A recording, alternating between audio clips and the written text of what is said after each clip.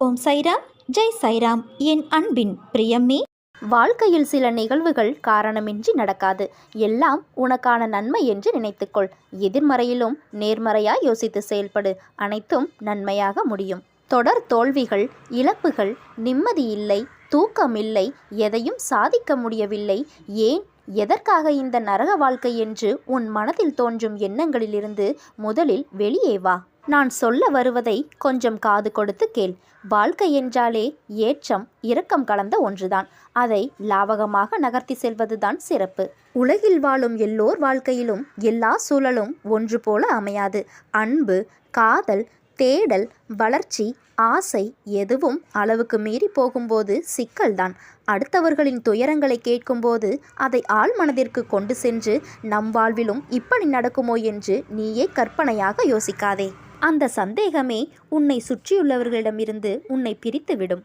மனதில் உள்ள குப்பைகளை உனக்கு நம்பிக்கைக்கு உரியவர்களிடம் கொட்டிவிடு, அல்லது ஒரு காகிதத்தில் எழுதி பிறகு அதை அக்னிக்கு இரையாக்கிவிடு. மனதை ஒருநிலைப்படுத்தி தியானம் செய். தியானத்தின் போது எல்லா எதிர்மறை சக்திகளும் என்னை விட்டு விலகிவிட வேண்டும் என்ற எண்ணத்தோடு தியானம் செய். தோல்விகள் நிரந்தரமல்ல என்று எதையும் புரிந்து ஏற்றுக்கொண்டால் அழுத்தம் வராது.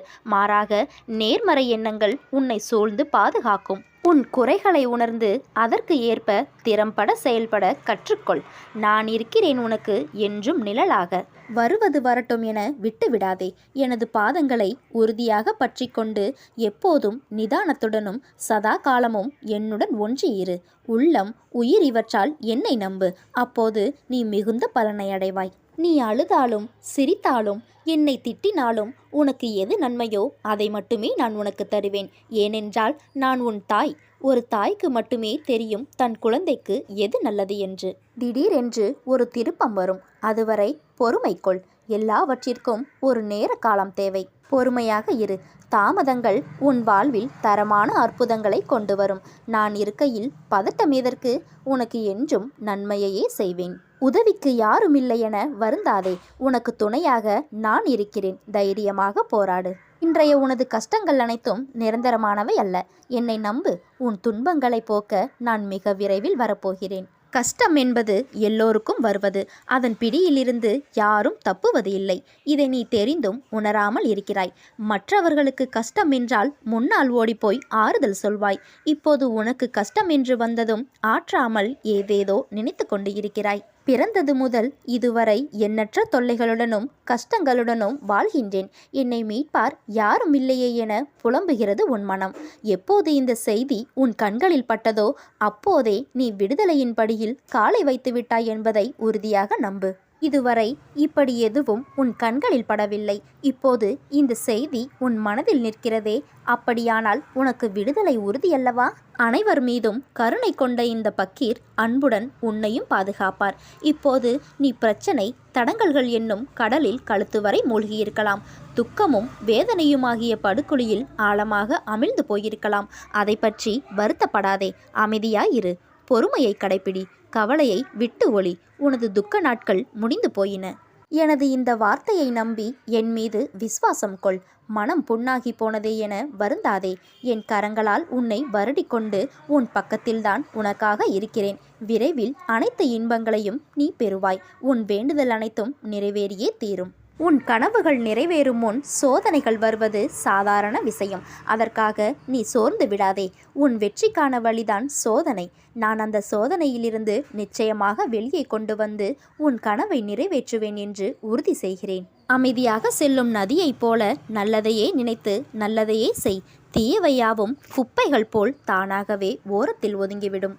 நீ முழு மனதுடன் செய்யும் ஒவ்வொரு துளி தானமும் தர்மமும் உன்னையும் உன் சந்ததிகளையும் 7 தலைமுறைக்கும் கவசமாக காக்கும். எனது அருளால் உனக்கு நல்ல வழியை காண்பித்து உன் கரம் பிடித்து நானே வழி நடத்துவேன். இனி உன் வாழ்வு நல்ல நலத்துடனும் வளத்துடனும் மிக சிறப்பான எதிர்காலத்துடன் இருக்கும். நீ எதிர்பார்க்காத சந்தோஷமான நிகழ்ச்சி உன் வீட்டில் நடக்கும்.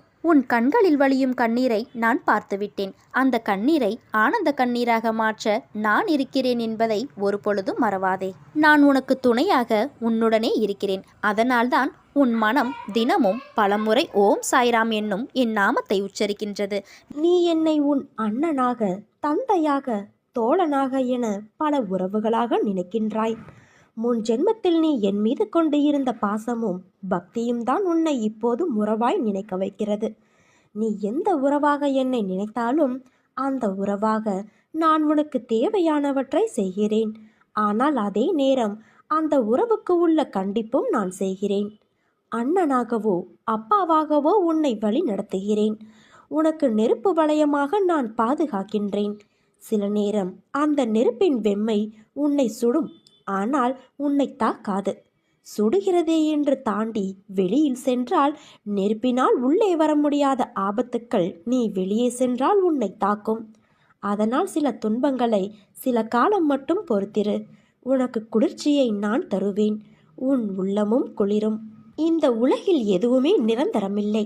பணம், பொருள், பதவி, அதிகாரம் இப்படி எதுவுமே நிரந்தரமில்லை. இது உனக்கு மட்டும் அல்ல, உலகில் உள்ள அனைவருக்கும் பொருந்தும். எல்லாம் குறிப்பிட்ட காலம் வரை மட்டும்தான். இவ்வுலகம் இன்றும் இயங்குவது அன்பினால்தான். அதை புரிந்து இன்பத்தையும் துன்பத்தையும் சரிசமமாக நினைக்க உன் மனதை பக்குவப்படுத்திக்கொள். எல்லோரிடத்திலும் அன்பு செலுத்து. யாரிடமும் பாராமுகம், பகைமை காட்டாதே. இன்பத்தைக் கண்டு மிகவும் பரவசப்படாமலும் துன்பத்தைக் கண்டு துவண்டு போகாமலும் உன்னை சமநிலையில் இருக்க பழகிக்கொள். மன வலிமையோடும் நிதானத்தோடும் உனக்கு வரும் தடைகளை நீ எதிர்த்து செயல்பட்டால் வெற்றி என்ற உணர்வை நிச்சயம் நீ அடைவாய். உனக்கு வரும் கஷ்டமான காலத்திலும் உன் தோல்விகளிலும் நீ மனம் தளராது செயல்பட்டால் எல்லாம் வெற்றியே. நேர்மையாகவும் உள்ளபூர்வமாகவும் நீ செயல்படும் போது எதற்கும் அஞ்சாதே. எதையும் துணிந்து எதிர்த்து நில். உனக்காக நான் துணை நிற்பேன். உன்னை நிச்சயம் நல்வழிப்படுத்துவேன். எதை செய்ய நினைத்தாலும் என்னை நினைத்து செயல்படு. நான் உன்னை கைவிட மாட்டேன். என் வார்த்தைகள் மீது நம்பிக்கை வைத்து செயல்படு. நீ விரும்பிய எதுவும் உன் வாழ்க்கையில் கிடைக்காமல் போயிருக்கலாம். ஆனால் நீ விரும்பியதை விட சிறப்பான ஒன்றை உனக்காக நான் தர இருக்கிறேன். என் செல்ல பிள்ளையே, நீ என்னை வணங்கிய பின்பு சரியான பாதையில்தான் செல்கிறாய். ஆனாலும் இப்போதும் சில விஷயங்களில் நிதானம் இழந்து செயல்படுவது தொடர்ந்து கொண்டு இருக்கிறது. உன்னை ஒன்று நிதானம் இழக்க செய்கிறது என்றால் அப்போது அந்த செயலை செய்யாதே. கொஞ்சம் தள்ளி போடு. சிறிது நேரம் கழித்து நன்கு ஆலோசித்து அதன் பிறகு செயலை செய். வாய்ப்புகள் மீண்டும் கிடைக்காது என்பதற்காக எதையும் அவசரமாக நிதானம் இழந்து செயல்படக்கூடாது. என்னை வணங்கிய பின்பு நீ கொஞ்சம் கொஞ்சமாக உயர்ந்தாலும் நீ நினைத்த உயரத்தை இன்னும் எட்டவில்லை என்று வருந்தாதே. விரைவில் அந்த கனியை நீ பறிப்பாய். எதுவும் என்னை மீறி நடக்காது என்பதை நீ தீர்க்கமாக நம்பு. உன் கரம் பிடித்து நான் நடக்கின்றேன். பிறகு ஏன் பயப்படுகிறாய்? எது உன்னை துன்புறுத்தினாலும் பயப்படாமல் இரு. என்ன ஆனாலும் எதிர்த்து நின்று போராடு. என்ன செய்வது? சில நேரங்களில் சில காயங்களால் தான் உன்னை நேர்த்திப்படுத்த முடியும். தவறில்லை, ஏற்றுக்கொள். உன்னை பலப்படுத்தி பக்குவமாக்கி போலி முகத்திரையை நான் அடையாளம் காட்டிடத்தான் இந்த வலியையும் வேதனையையும் நான் உனக்கு தந்திருக்கிறேன். பயத்தை விடு என் தங்கமே. நான் ஒருபோதும் என் பக்தனை கைவிடமாட்டேன். என்னிடம் நம்பிக்கை வைப்பது இப்பொழுது உனக்கு மிகவும் அவசியமாகிறது. நம்பிக்கை வைத்துப்பார், எதையும் சாதிக்கலாம். வாழ்க்கையில் ஒருவரை நாம் நேசிக்கிறோம் என்றால் அது பலூனுக்குள் ஊதப்படுகின்ற காற்று போன்றது. எப்போது வேண்டுமானாலும் அது அதுவாகவே உடைந்து போகலாம். காற்றை சேமித்து வைத்திருக்கும் வரைதான் பலூனின் வடிவமும் அழகாக இருக்கும். அதிகமான அன்பை வெளிப்படுத்தியும் புரிந்து கொள்ளவில்லை என்றால் நெஞ்சு வெடித்துவிடும். அதே போல அளவுக்கு அதிகமான காற்றை உள்ளே செலுத்தும் போது பலூனும் வெடித்துவிடும். குறிப்பிட்ட அளவான காற்றை அதற்குள் செலுத்தி பலூனை நீ கையோடு வைத்திருக்கலாம். ஆனால் அதுவும் எப்போது உடையும் என்று கூட உனக்கு தெரியாது. ஆனால் கையை விட்டுவிட்டால் உடனே அது ஒரு பக்கம் தானாகவே பறந்தோடிவிடும். அதே போலத்தான் உன்னுடைய மனக்கவலையும். நீ அந்த மனக்கவலையை பற்றியே நினைத்து கொண்டே இருப்பதால் அது உன்னை மேலும் மேலும் துன்புறுத்துகிறது. அதை அதன் போக்கில் விட்டுவிடு. நீ கவலைப்படுவதால் இங்கு எதுவும் மாறப்போவது இல்லை. அதை மட்டும் நன்றாக மனதில் பதிய வைத்துக்கொள். உனது பிரச்சனைகள் என்னவானால் என்ன? நீ அனைத்தையும் கடந்து போகத்தான் பிறந்திருக்கின்றாய். கஷ்டப்பட்டாலும் சுகத்தை அனுபவித்தாலும் அது கர்மவினை பலன் என்பதை உன் அன்னையான நான் காட்டுவேன். எதை பற்றியும் நான் கவலைப்பட மாட்டேன் என்பதை தீர்மானமாக வைத்துக்கொள். இனி எப்படி இருக்கப் போகிறாய் என்பதை பற்றி சிந்தனை செய். உனது ஏமாற்றமான சூழ்நிலைகளை மாற்றும் வழிகள் என்ன, நடைமுறை சாத்தியங்கள் என்ன என்பது பற்றி உன் உள்ளத்தில் நான் பேசும்போது கவனி. நீ ஆன்மா, உனக்கு சுகமோ துக்கமோ கிடையாது. அவை இந்த உடலுக்கு உரியது என்றாலும் நான் இந்த உடலைத்தான் கோவிலாக வைத்து அதில் வசிக்கின்றேன். இன்று முதல் இந்த உடம்பு சார்ந்த விஷயத்தில் கவனம் செலுத்துவேன். உன் கஷ்டங்களுக்கு நான் முடிவு கட்டுவேன். இனி இஷ்டப்படியெல்லாம் நடக்கும் என்று நீ நம்பிக்கையோடும் பொறுமையோடும் சகிப்புத்தன்மையோடும் சுறுசுறுப்பான மனதோடும் இப்படித்தான் இருக்க வேண்டும் என தீர்மானம் செய். அந்த தீர்மானத்தை உன் அன்னையான நான் வழிமொழிகிறேன். உன்னை வெற்றியின் பாதைக்கு கைப்பிடித்து நான் அழைத்து செல்கிறேன் என் தங்கமே. நீ நம்பிக்கையோடு இருக்க வேண்டும். உன் வாழ்க்கையில் நடக்கின்ற எல்லாம் உனக்கு வலிமிக்கதா இருக்கிறது என்று அழாதே. வாழ்க்கையில் எனக்கு அழுகையும் வலியும் தருகின்ற உறவுகளாய்த்தான் எல்லோரும் இருக்கிறார்கள். எங்கும் என் மனதையும் என்னையும் புரிந்து என்னை நேசிப்பவர்கள் யாரும் இல்லை என்று வாழ்க்கையை வெறுத்து இருக்கிறாய். நீ நினைக்கும் எல்லாம் உன்னை வந்து சேரும் நேரம் வந்து விட்டது. நிச்சயம் கூடிய விரைவில் அது உன் கையில் கிடைக்கும். நீ எதிர்பார்க்காதவாறு உன் எதிர்காலம் வசந்தமாய் அமைய எல்லா சந்தோஷங்களையும் நீ பார்க்கும்படி செய்வேன். உனக்கான இலக்கை நோக்கி நீ போய்கொண்டே இரு. உனக்கு துணையாக உன் அன்னை மீனாட்சி தாயான நான் இருப்பேன். உன்னை பாதுகாத்து கரை சேர்ப்பது என் பொறுப்பு. நீ தன்னம்பிக்கையை மட்டும் இழந்து விடாதே என் தங்கமே. அன்பு குழந்தையே, கர்ம வினைகள் உன்னை விட்டு விலகப் போகிறது. கடன் தொல்லைகள் விலகப் போகிறது. உனக்கு வர வேண்டியது அனைத்தும் வந்து சேரும். நீ எதற்காக காத்திருந்தாயோ அது நிறைவேறப் போகிறது. நீ நம்பிக்கையோடு இரு, நல்லதே நடக்கும். என்றும் என் அரவணைப்பில் நிம்மதியான நோயற்ற வாழ்வு பெற்று சுபிட்சமாய் வாழ்வாய். இது உன் அன்னையான என் சத்திய வாக்கு. உன்னிடம் சொன்னபடி உன் வேலையை முடித்து கொடுக்க நான் தயாராகிவிட்டேன். இதற்கான அறிகுறிகளை நான் உனக்கு தெரிவித்தும் வருகின்றேன். சமீபத்தில் உன்னை நேரில் சந்தித்து ஆசையும் வழங்கிவிட்டேன். அதை பெற்றுக்கொள்ள நீயும் தயாராக இரு என் குழந்தையே. எதிலும் வெற்றியடைய வேண்டும். பிரச்சனை அனைத்திற்கும் தீர்வு காண வேண்டும். எல்லாம் சுபமாக முடிய வேண்டும் என்ற எண்ணத்தில் இருக்கிற நீ என் திருவாய்மொழியை கவனித்துப்பார். எதையும் கணக்கு போட்டு செய்வதை விட கடவுளிடம் ஒப்படைத்து செயலில் ஈடுபடுவது மிகவும் நல்லது. ஏனென்றால் விழுந்து விழுந்து புரண்டாலும் ஒட்டுகிற மண்தான் ஒட்டும் என்ற பழமொழிக்கு ஏற்ப எவ்வளவு முயற்சித்தாலும் பலன் என்னவோ என்னிடம் மட்டுமே இருக்கிறது. உன் ஒருவனுக்காக நான் தினமும் பாடுபட்டு கொண்டு இருக்கிறேன். உன் துயரங்களை போக்குவதற்கும் உனது கர்ம பலன்களிலிருந்து உன்னை விடுவிக்கவும் இன்றும் நான் உனக்காக பாடுபடுகிறேன். உன் பாரங்கள் அத்தனையும் நான் சுமந்து கொண்டு இருக்கிறேன். விரைவில் அத்தனையும் ஒரு முடிவுக்கு வரப்போகிறது குழந்தையே. உன்னை விட்டு அத்தனையும் விலகப் போகிறது. நீ பொறுமையாக இரு. உன் அம்மா நான் இருக்கிறேன். நீ செல்லுமிடமெல்லாம் நான் இருப்பேன். உன்னுடைய தொழிலில் நீ நஷ்டத்தை பொருட்படுத்தாதே. உனக்கு இதோ நான் உதவுகிறேன்.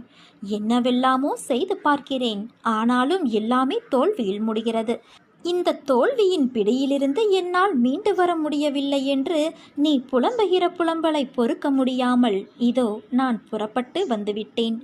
இழந்து போனவற்றை பெறுவதற்கும் வாழ்வில் முன்னேறுவதற்கும் ஒரு ஆலோசனை சொல்லட்டுமா? உன்னை நீ தெரிந்து கொள். உன்னை பொறுத்தவரை இந்த உலகம் ஒரு கோமாளிகளின் கூடாரம். யாருக்காகவும் எதற்காகவும் விட்டு கொடுத்து தோல்வியை மட்டுமே பரிசாக பெறுவதற்காக நீ பிறக்கவில்லை. எல்லாவற்றையுமே ஜெயிக்க பிறந்திருக்கின்றாய். கோடி கோடியாக கருவணுக்கள் உள்ள தாயின் கருமுட்டையை தனக்குரியதாக ஆக்கிக்கொள்ள களமிறங்கிய போது அனைத்தையும் தோற்கடித்து ஜெயித்தது நீ அல்லவா? உணர்வுகளும் உறுப்புகளும் உருவாகாத அந்த காலத்திலேயே கோடி பேர்களை ஜெயித்த நீ இப்போதோ இந்த நிலையிலா ஒரு சிலரிடம் தோற்கப் போகிறாய்? நிச்சயமாக தோற்க மாட்டாய் என்பதை தெரிந்து கொள். நீ கோழை அல்ல, துரத்தும் வறுமையை ஒப்புக்கொள்வதற்கு. நீ பிறவியிலேயே மாவீரன். உனக்குள் நான் உன்னை வழி நடத்தப் போகிறேன். அப்படி இருக்க தோல்வி என்பது இனி உனக்கேது? வா, என் ஆலயத்திற்கு வந்து மனதார என்னிடம் பேசி என்னை உன்னோடு கூட்டிச் செல். உனக்காக உன் அன்னையான நான் காத்திருக்கின்றேன். சோதனைகளின் பலனாக கிடைத்த அடக்கமும் பணிவும் அதிகமாகின்றன. சோதிக்கப்பட்ட மனிதன் பலருடைய மரியாதைக்கும் உரியவனாகிறான். அதனால்தான் நல்லவனை மிக நல்லவனாக்குவதற்கு வேதனைகளையும் சோதனைகளையும் இறைவன் தொடர்ந்து வழங்குகிறான். எத்தனை கஷ்டங்கள் வந்தாலும் இறைவனுக்கு நன்றி சொல்வதை மட்டும் மறக்காதே, நிறுத்தாதே. உன்னை பக்குவப்படுத்துவதற்கே கஷ்டங்கள் வந்துள்ளன. இறைவன் திருவடியை இறுக பற்றிக்கொள். துன்பங்கள் அனைத்தும் பனி போல விலகும். என் ஆசையை நீ பெற்றுக்கொள் என் குழந்தையே. வாழ்க்கையில் ஒவ்வொரு தருணங்களும் உனக்கான என்ன என்பதை ஏற்கனவே நிர்ணயிக்கப்பட்டது. அதில் இன்பமும் துன்பமும் என இரு சாயல்கள் உள்ளது. இரண்டுக்கும் ஒரே முகம்தான். இன்பத்தில் சிரிப்பும் துன்பத்தில் கஷ்டமும் தெரிகிறது. இரண்டையும் சமமாய் எடுத்துக்கொள்ளும் பக்குவம் உன்னிடத்தில் வந்தால்தான் உன் வாழ்க்கையின் நீண்ட பயணத்தில் மனம் தளராது உன்னால் பயணிக்க முடியும். ஒரு மரத்தில் பழம் என்பது நேரடியாக வருவது இல்லை. முதலில் மொட்டு, பிறகு பூத்து, காயாய் காய்த்து பழமாக பழுக்குகின்றது. ஒரு பழம் என்ற முழு வடிவில் பெறவே அதற்கு இத்தனை பருவங்கள் தாண்டி பயணித்து வர வேண்டியதாய் உள்ளது. அப்படி இருக்கையில் மனிதனாய் பிறந்ததற்கு நீ எவ்வளவு புண்ணியம் செய்தாயோ? எதையும் சட்டென்று முடிவு செய்யாதே. நிதானமாக செயல்படு. பிறகு எந்த முடிவையும் எடு. உனக்கான நல்லதை மட்டுமே உன் அன்னையான நான் செய்வேன். உன் பக்கத்தில் எப்போதும் நான் இருப்பேன். என் பரிபூரண அருளும் ஆசீர்வாதமும் அன்பும் எப்போதும் உனக்கு உண்டு என் குழந்தையே. உனக்கு தேவை மன உறுதி. நீ எண்ணியது நிறைவேறாவிட்டால் மனமுடிந்து போய்விடாதே. ஒருவேளை நம் ஆசை தவறானதாக கூட இருக்கலாம். அது கடவுளுக்கு விருப்பமானதாக இல்லாமல் போனாலும் அது நிறைவேறுவது இல்லை. இதயத்திலிருந்து 2 எண்ணங்களை அகற்றிவிடு. நமக்கு பிறர் செய்த தீமைகளை மறந்து விடுவதோடு மன்னிக்கவும் வேண்டும். மற்றொன்று, நாம் பிறருக்கு செய்த நன்மைகளை மறந்து விட வேண்டும். ஆசைகளை வளர்த்து கொண்டே போவதால் நிம்மதியை இழந்து போகின்றோம். வாழ்க்கை பயணத்தில் ரயில் பயணம் போல சுமைகளை குறைத்து கொண்டால் நிறைவான சுகத்தை பெற்று மகிழலாம். குற்றம் குறை இல்லாத பொருள் இல்லை. துன்பக்கலப்பு இல்லாத இன்பம் இல்லை. அகம்பாவ சுவடற்ற செயல் இல்லை. அதனால் தூய உள்ளத்தோடு பற்றற்ற தன்மையை வளர்த்துக்கொள். அதுவே துன்பத்தை போக்கும் வழி. வாழ்வில் தடைகள் ஏற்படும் போதுதான் நமக்கு அதிகப்படியான தைரியம் தேவைப்படுகிறது. மன உறுதி உள்ளவர்கள் எந்த தடையையும் தாண்டி சாதனை புரிகிறார்கள். வாழ்க்கையில் எந்த ஒரு செயலையும் கடமைக்காக செய்தால் வெற்றி நம்மை விட்டு விலகி நிற்கும். அதனால் விடாமுயற்சி என்னும் வாகனம் ஏறி உழைப்பு என்னும் ஓட்டுநரின் துணையோடு தன்னம்பிக்கையோடு பொறுப்புகளை சுமந்து தன்னிறைவு காண்பதே நம் பயண இலக்கு. தோற்றுப்போ, துவண்டு போ, ஆனால் உள்ளே எரியும் நெருப்பை மட்டும் வெற்றியடையும் வரை அணைத்து விடாதே. மலையை பார்த்து மலைத்து விடாதே குழந்தையே. மலை மீது ஏறினால் அதுவும் உன் காலடியில் இருக்கும்.